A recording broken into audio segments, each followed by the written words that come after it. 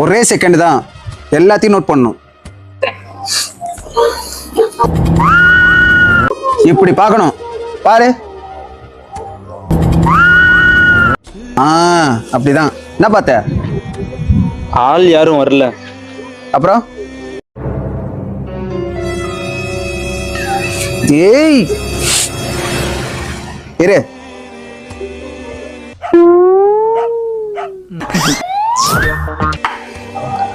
தெருமுனையில நின்று ஒருத்தன் நம்மளை நோட்டை விட்டுட்டே இருக்கான்.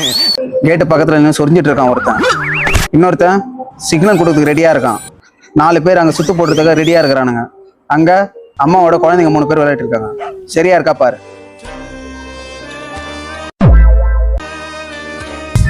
என்ன கரெக்டா இருக்கா? இந்தா வச்சுக்கோ.